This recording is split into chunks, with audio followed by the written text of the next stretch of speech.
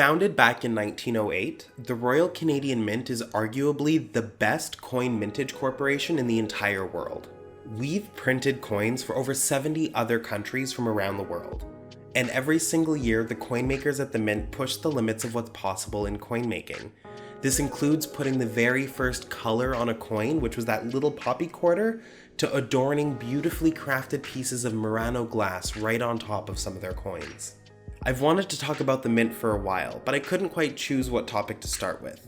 So let's start with the time that 4 teenagers stole a 100 kilogram, $1 million coin, and that it's never been found.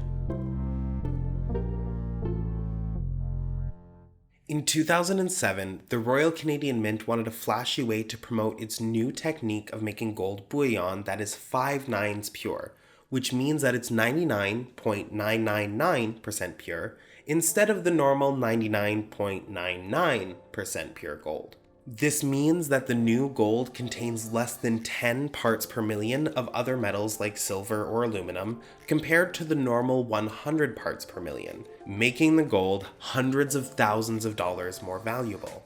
So the Mint goes and breaks the world record for the world's largest, most valuable coin, and they mint a 100 kilogram, 220 pound gold coin. Its weight is worth more than $5 million in gold, and it has a face value of $1 million. Called the Big Maple Leaf, the coin is 50 centimeters or 20 inches across, and is 3 centimeters or 1.1 inches thick, made up of the world's purest gold ever produced. On the back side shows the same image of Queen Elizabeth that has been on all Canadian coins since 2003.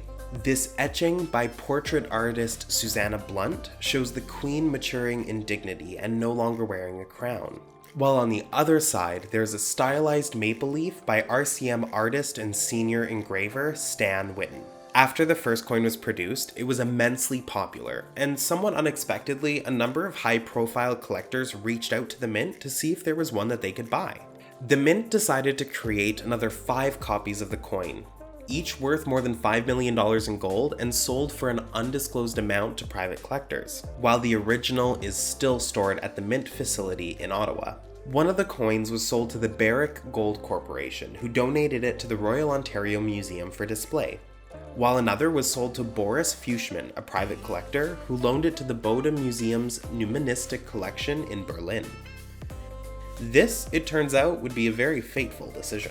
Very early one morning, 2 brothers and their cousin, Ahmed Waisi and Wissam Remo, broke into the Bode Museum and stole the 220-pound coin right out of its case and snuck it back out of a broken window. The 3 teens acted on a tip from a friend named David who worked at the museum, and initially they managed to get away with stealing the coin. That is, until a police raid a number of months later. The Berlin police assumed that the coin was damaged in the theft after it was dropped down from the window onto the street. From this museum in Berlin in 2017, if I bring up this image from Google Street View, you can see the train tracks running alongside the museum. The police say the suspects use a ladder to get from the tracks into a 3rd floor window, which wasn't alarmed. Police have also released some CCTV footage, which is from a train station, which is just 500 meters away. And police believe it was these 3 who came along the tracks, climbed through the window, then smashed this bulletproof case. Well, they allegedly used a wheelbarrow and skateboard to roll the coin away before abseiling from the train tracks to their getaway vehicle. But the investigators don't expect to find the coin. They found a little bit of gold dust on some vehicles and some clothing that were seized, and they expect that the culprits have since melted down the coin. In January 2019, a trial in juvenile court was started against the 4 suspects. The 2 brothers, as well as the friend David, were eventually found guilty and charged with taking the coin, while the cousin was acquitted for lack of evidence. And no, the coin has yet to ever have been found. No matter, that coin belonged to Boris the private collector and not to the Mint. And he had it well insured while it was at the museum, but what it does mean is that there are only 5 versions of this coin left in the world. If you're interested in having one, there is one that's currently up for sale, but I'm gonna guess that you're gonna have to spend well over $5 million to get your hands on it. It is still one of the world's purest gold coins. However, we can't say that it is still the world's largest gold coin. That's because the Perth branch of the Australia Mint printed a 1-ton gold coin called the Gold Nugget back in 2011. The Australian's coin is significantly larger. It's 80 centimeters across and 12 centimeters thick. But what it isn't is the 5 nines pure that is Canadian gold. The Australians could only get to 4 nines.